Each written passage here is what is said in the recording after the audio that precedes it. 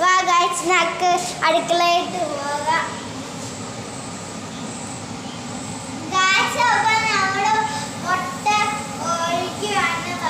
പക്ഷെ കഞ്ഞിയൊക്കെ റെഡിയായി കുളഞ്ഞു വരുന്നുണ്ട്. ഗൈസ് നോക്ക്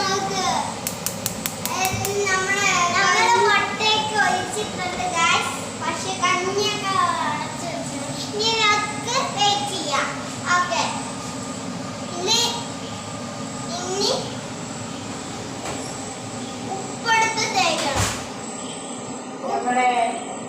ഉപ്പ് കിട്ടതാ.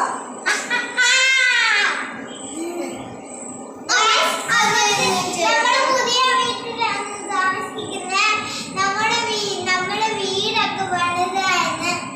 അതിന്റെ വീഡിയോ എടുക്കാൻ പറ്റിയില്ലായിരുന്നു. അതുകൊണ്ട് ഞാൻ കുറച്ച് ആളൊക്കെ കഴിഞ്ഞാണ് വീഡിയോ എടുക്കുന്നത്.